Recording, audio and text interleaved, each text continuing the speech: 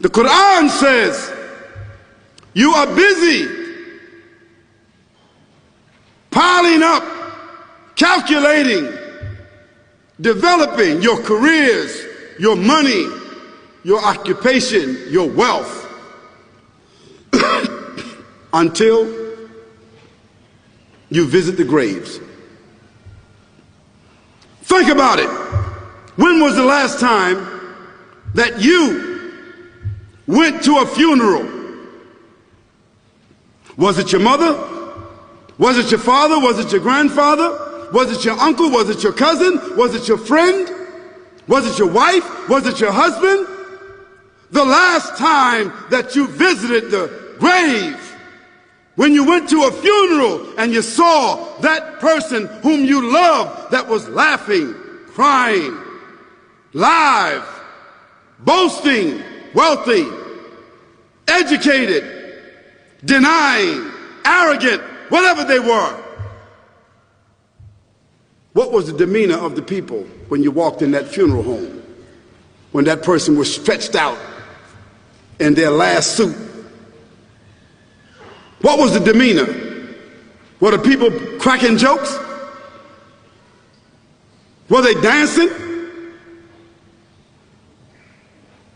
Were they clapping and singing songs? No. Silence.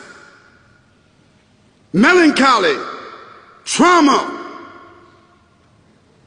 Why? Because every person that walked in that room, seeing that person stretched out, the first thing they thought about was not the person. The first thing they thought about was that one day this will be me. So Allah said, Alhaakumut takathur. All of us, all of you are engaged in running your mouths, doing your business, multiplying, buying houses, cars, business, whatever you're doing. And when you're told about God, religion, life, morality, you're saying, look, I ain't got no time for that. I got no time for that. I don't want to hear that. I don't even believe in God. Matter of fact, I don't even know if I'm going to die, and if I do, maybe I'm coming back again. As a matter of fact, science is so sophisticated that I think really that they're on the verge of being able to solve the whole thing of death soon. We ain't got to die. If we got enough money, we don't even have to die. See how arrogant people can be until they visit the funeral house. And then after you go to the funeral house, if you got the guts, if you're able to do so, you go to the grave. And now this is another scenario. And you say to yourself, is that it? I mean, 50, 60 years, scraping, struggling, scheming, lying, stealing, fornicating, jumping up and down, begging, working, and this is the end of it? I mean, is this what's going to happen to me? Are they going to be dropping me into a hole in the ground? A hole in the ground, the same hole that a cat digs after it defecates. Just a little deeper.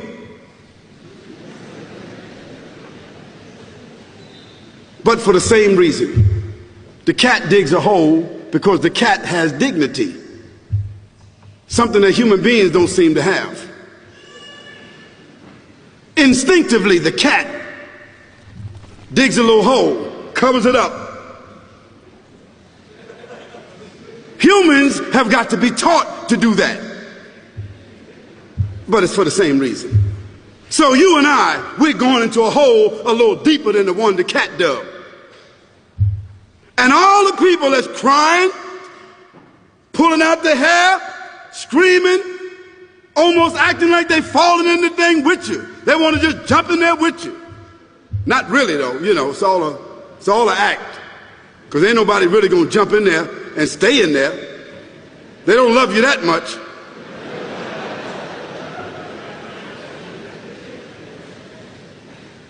And then after all the shoveling get done, and they fill it up, and the box, you can't even see the box no more, the coffin that cost $5,000. I don't know what did they burn somebody a $5,000 coffin for? I mean, if I was a funeral director, after they left, I would dig them back up and put them in another box and take that box back.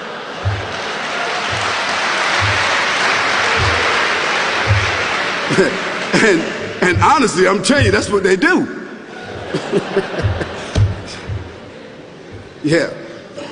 So after all the money and all the drama, and they dig that hole and put you in there and cover you up, and everybody goes back to the place, go back to mama's house or daddy's house or whoever's house, and we cook some chicken or whatever it is, and we do a little dancing and drink some scotch and forget all about that person. And then we want the lawyer to come now and talk about, divvying up the spoils. So if that woman who died had a husband, somebody else is going to marry him, you know that. And that man who died, that woman, in about 6 months or a year of grieving or whatever it is, she gonna come to understand that she needs somebody else to be with, so she gonna marry somebody. So that means if his suits are still in the closet and he can fit them, who gonna wear them? So it really means that after all this time, and the people walk away from that grave, it's over. What about that person in the grave? What's happening? Because you know and I know that death is almost like sleeping. Death is like sleeping. Your body is gone. Your body is dead. Your spirit is gone, but your consciousness is there. Yes, brothers and sisters, you and I are going to know when the people put us in that box and put us in the grave. We are going to know. Your spirit is gone. You can't shout. You can't call out. You can't say, don't leave me here. But you're going to be hearing and you're going to be seeing, because that's a different kind of consciousness. But you can't move. And in that grave, this is when the real trauma is going to begin. Because there's a reason for humans to go inside the grave. If the Creator wanted to, He could have caused us to live and then disappear into the atmosphere. But He didn't. He caused us to go into another womb called the tomb. You started out in the womb of your mother, and you wind up in the womb of the earth called the tomb. From the womb to the tomb.